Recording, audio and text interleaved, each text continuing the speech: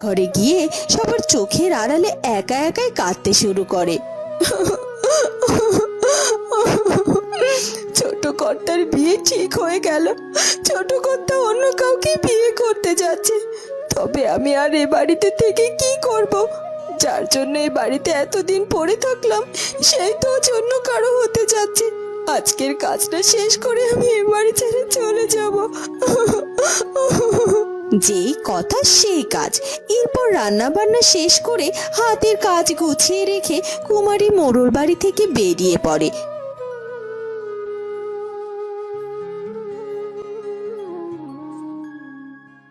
একা একা হাঁটতে হাঁটতে জঙ্গলের গহীনে হারিয়ে যায় সে। ছোট কর্তার বিয়ে হচ্ছে বলে আমি নিজের চোখে তার বিয়ে দেখতে পারবো না বলে বেরিয়ে এলাম মোড়ল বাড়ি থেকে। তবে মোড়ল বাড়ি থেকে যে বেরিয়ে এলাম, এখন আমি কোথায় যাব, কি খাবো আর কোথায় বা থাকবো? আমার যে মাথা গজার ঠাইটুকুও নেই। তাহলে কি আবার আমাকে মোড়ল বাড়িতে ফিরে যেতে হবে? অনেকটা সময় ধরে কান্নাকাটি করার পর হঠাৎ সে দেখতে পায় সেখানে অনেক ফুল গাছ। ও মা, এখানে তো দেখছি অনেক ফুল গাছ।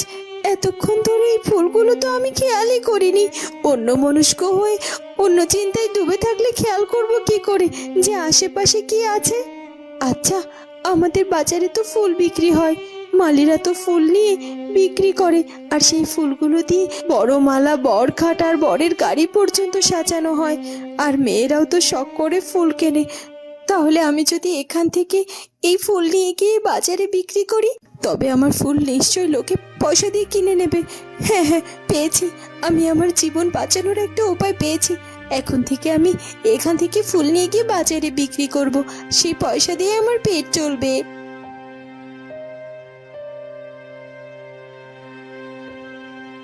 এরপর কুমারী ফুল গাছ থেকে ফুল ছিঁড়তে শুরু করে। যে না সে একটি ফুল ছিঁড়ে নেয়। কে কে তুই? তুই আমার গাছ থেকে আমার অনুমতি ছাড়া ফুল ছিঁড়ছিস কেন? কে কে কে তুমি? তুমি তো একটি গাছ, আর এরকম একটা মানুষ হলে কি করে? আমি আমি মানুষ নই। আমি হলাম এই ফুলের রাজ্যের পরী। এই গহীন জঙ্গলে তো কেউ আসে না, আর এলেও আমার বাগান থেকে ফুল ছেঁড়ার সাহস তো তার হয় না। আর তুই এসেই কিনা আমার গাছ থেকে অনুমতি নেওয়া ছাড়াই ফুল ছিঁড়েছিস। এর শাস্তি তোকে পেতেই হবে। তোকে আমি একটি ফুলের মধ্যে বন্দি করে দেব। সারা জীবনের মতো তুই ফুল হয়ে বেঁচে থাকবি, ফুল হয়ে। এ কথা বলেই ফুলপরি কুমারীকে জাদু করে, আর তাকে জাদু করে একটি ফুলে রূপান্তরিত করে ফেলে। ফুল হয়ে ফুলকুমারী আকুতি মিনতি করে ক্ষমা চাইতে থাকে ফুলপরির কাছে। আমায় ক্ষমা করে দাও, আমায় ক্ষমা করে দাও তুমি। আমি সত্যিই জানতাম না যে এই বাগান কোনো ফুল পরির, আর এই বাগানের ফুল ছিঁড়লে শাস্তি পেতে হবে। আর আমি যদি সেটা জানতাম তাহলে কোনোদিনও কখনো এই অন্যায় কাজ করতাম না। দয়া করে আমাকে ক্ষমা করে দাও, ক্ষমা করে দাও আমাকে ফুল পরি। তুই লোভ করেছিস, তোর কোনো ক্ষমা নেই, কোনো ক্ষমা নেই। আমি লোভ করিনি, সত্যি বলছি। আমার জীবনটা যে বড় দুঃখের। আমার জীবন চালানোর জন্য শুধু আমি একটা বেঁচে থাকার উপায় খুঁজছিলাম আর কি। আর এটা যদি আমার অপরাধ হয়ে থাকে তাহলে তাহলে আমি অপরাধী। এরপর কুমারী কাঁদতে কাঁদতে তার জীবনের সব দুঃখের ঘটনা ফুলপরির কাছে খুলে বলে। সব শুনে ফুলপরির মনও একটু শান্ত হয়। সে কুমারীকে তখন বলে, আহারে, তোর জীবনের ঘটনাগুলো শুনে সত্যি আমার বড্ড খারাপ লাগছে। সত্যি তো তুই কোনো অন্যায় করিসনি, কিন্তু ফুলপরি যদি কাউকে একবার শাস্তি দিয়ে দেয়, সেই শাস্তি যে তুলে নেওয়ার ক্ষমতা ফুলপরির নিজেরও নেই। আমি যে তোকে শাস্তি দিয়ে ফেলেছি, এখন তো আমার আর কোনো উপায় নেই। আমি নিজে তোকে এই ফুলবন্দি জীবন থেকে যে মুক্ত করতে পারবো না। যদি কোনো সত্যিকারের কেউ তোকে ভালোবাসে এবং তোর মায়ায় পড়ে, তবেই তুই মুক্তি পাবি তোর এই জীবন থেকে। আর ততদিন পর্যন্ত তুই এখানে এভাবেই ফুলপরি হয়ে বেঁচে থাকবি।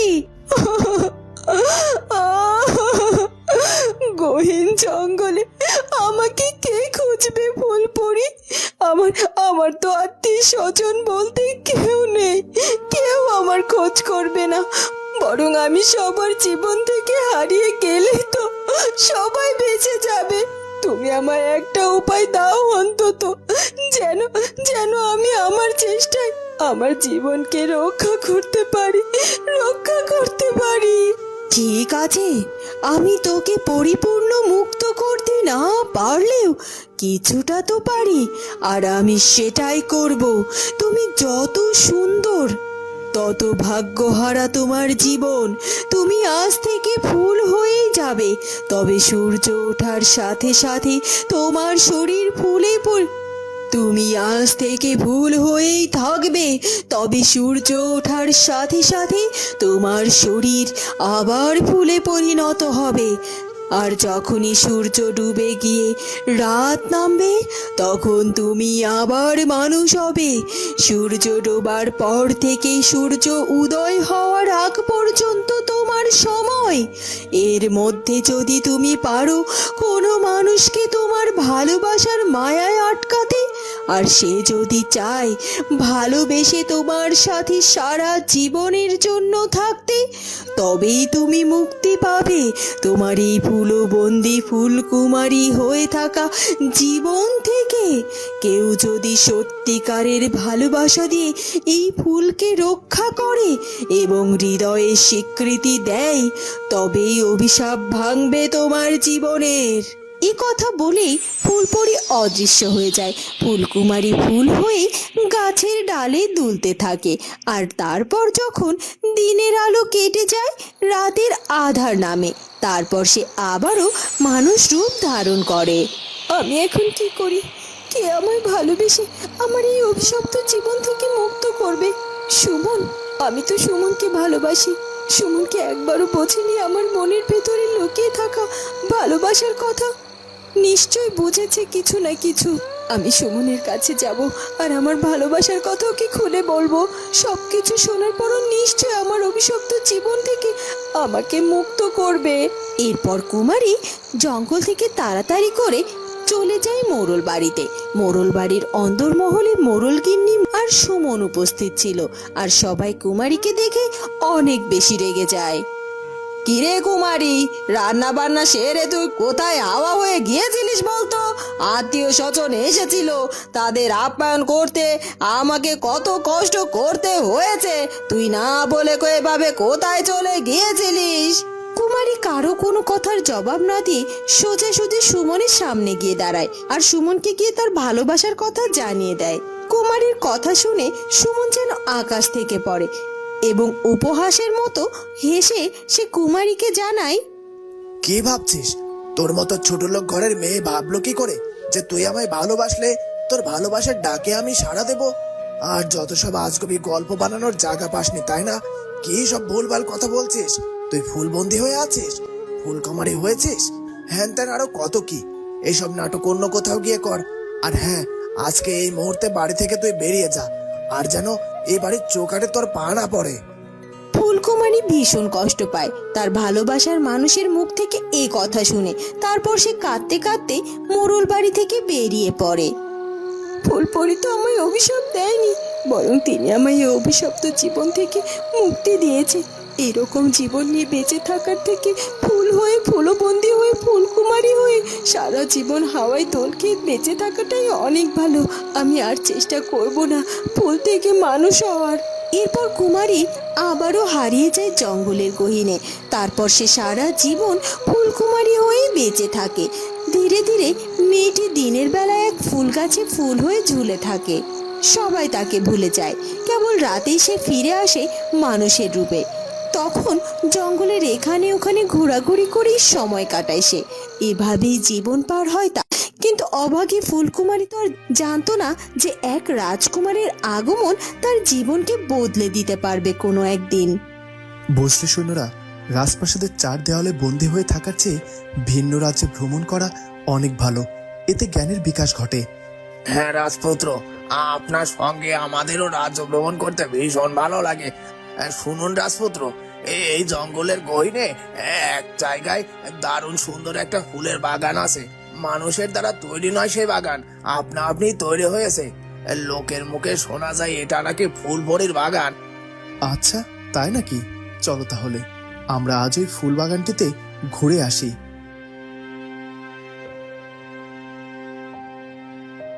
এরপর সেদিন পাশের রাজ্যের রাজকুমার চন্দ্রকুমার জঙ্গলের মধ্যে থাকা ফুলের বাগান ভ্রমণ করতে এসে একটি অদ্ভুত ফুল দেখে মুগ্ধ হয়। এই চমৎকার দেখতে ফুলটির নাম কি বলো তো? তোমরা কি জানো এই ফুলের নাম? কি সুন্দর সুবাস এই ফুলের! আমি তো আগে কখনো এই ফুল দেখিনি। না না রাজপুত্র, আমরাও এমন ফুল আগে কখনো দেখিনি গো। এই ফুলটা যখন অচেনা, তখন আমি এই ফুলটিকে আমার রাজ্যে নিয়ে যেতে চাই। আমার রাজপ্রাসাদের রাজ উদ্যানে এর ঠাঁই হোক। তোলো, এই গাছটিকে মাটি সহ উপড়ে তোলো, তারপর এটাকে আমি আমার সঙ্গে আমাদের রাজপ্রাসাদে নিয়ে যাব। ভেবেছিলাম আমি কোনো কথা বলবো না, চুপটি করে থাকবো, কিন্তু এখন যে আমায় কথা বলতেই হবে এদের সাথে, নয়তো এরা যদি এই বাগানের গাছটা উপড়ে নিয়ে যায় তাহলে তো ফুলপরি নিশ্চয়ই রেগে যাবে, আর এই রাজপুত্রকে নিশ্চয় আমার চেয়েও বড় কোনো শাস্তি দেবে। না না, অযথা কাউকে শাস্তি পেতে দেব না আমি। থামো থামো থামো, তোমরা দয়া করে এই বাগান থেকে কোনো গাছ তুলো না, তোমরা দয়া করো। কে কে কথা বললো? আমি গো, আমি ফুলকুমারী। আমি এমন ফুলকুমারী ছিলাম না গো, আমি আগে শুধু কুমারী ছিলাম, মানুষ কুমারী। আমি এই বাগান থেকে একটি ফুল ছেঁড়ার অপরাধে আজ ফুলও বন্দি হয়ে গেছি। আজ তোমরা যদি গাছ তুলে নাও তবে তোমরা বোঝো ফুলপরি তোমাদের কত বড় শাস্তি দিতে পারে। কি বলছো কি? তুমি মানুষ ছিলে আর ফুলপরির শাস্তিতে এমন ফুল হয়ে গেছো? তবে তোমায় মুক্তি করবার কোনো উপায় কি নেই? না না, এই সামান্য অন্যায়ে তোমাকে এত বড় শাস্তি ফুলপরি দিতে পারেন না। কোথায় সেই ফুলপরি? আমি ফুলপরির সাথে কথা বলবো, তোমায় মুক্ত করবার জন্য অনুরোধ করব তাকে। ফুলপরির সাথে কথা বলে কোনো লাভ নেই। আমি এখান থেকে কখনো কোনো দিনও মুক্ত হতে পারবো না, কারণ আমার মুক্ত হওয়ার পথ যে বন্ধ। আমার যে ভালোবাসার মতো কেউ নেই, তাই আমি কখনো কোনো দিনও এখান থেকে মুক্তি পাবো না, কখনোই না। এরপর ফুলকুমারী রাজপুত্র চন্দ্রকুমারকে তার জীবনে ঘটে যাওয়া সব ঘটনা খুলে বলে। তারপর রাজপুত্র চন্দ্রকুমার রাতের আঁধারের জন্য অপেক্ষা করতে থাকে। দিনের বেলায় ফুলের সৌন্দর্যে সে আকৃষ্ট হয়, আর রাতে যখন মেয়েটি মানুষের রূপে ফিরে আসে তখন তার সৌন্দর্য দেখে চন্দ্রকুমার আরো মুগ্ধ হয়ে যায়, আর প্রথম দেখাতেই ফুলকুমারীকে সে ভালোবেসে ফেলে। তোমাকে আমি তোমার এই অভিশপ্ত জীবন থেকে মুক্তি দিতে চাই ফুলকুমারী। আমি তোমাকে এখন থেকে আমার রাজপ্রাসাদে নিয়ে যেতে চাই। আমি তোমায় ভালোবেসে আমার জীবন সঙ্গী বানাতে চাই। তাতেও যদি ফুলপরির আপত্তি থাকে তবে প্রতিদিন এই বাগানে এসে এই ফুল গাছের পাশে দাঁড়িয়ে থাকবো, তোমায় পাহারা দেব, ঝড় বৃষ্টি থেকে ফুলকুমারীকে আগলে রাখবো। তখনই ফুলপরি সেখানে এসে হাজির হয়। শেষ পর্যন্ত ফুলকুমারীকে ভালোবেসে কেউ একজন তাকে আপন করে নেওয়ার প্রস্তাব দিয়েছে, আর তাই তার সেই ভালোবাসায় আজ অভিশাপ ভেঙে দিল ফুলকুমারীর জীবনের। যাও ফুলকুমারী, তুমি তোমার ভালোবাসার মানুষের হাত ধরে সুখের জীবনের দিকে এগিয়ে যাও। তুমি আজ থেকে মুক্ত, তোমাকে আর ফুলবন্দি হয়ে থাকতে হবে না। আজ থেকে তুমি ফুলকুমারী নও, তুমি যে মানুষ কুমারী। তুমি মুক্ত, আর তুমি তোমার জীবনে সঠিক ভালোবাসার মানুষ পেয়েছো, আর তোমার কিচ্ছু দরকার নেই। এ কথা বলেই পরীটি সেখান থেকে অদৃশ্য হয়ে যায়। সত্যি সত্যি রাজকুমার, আজ আজ আপনার ভালোবাসার কারণে আমার জীবনের সমস্ত অভিশাপ কেটে গেছে।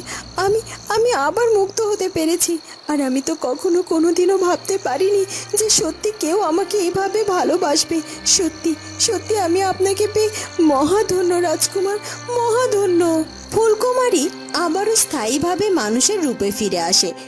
রাজপুত্র চন্দ্র কুমারীকে নিয়ে রাজপ্রাসাদে যায়। কুমারীর ফুলকুমারী হওয়া জীবনকে ধন্য ধন্য বলতে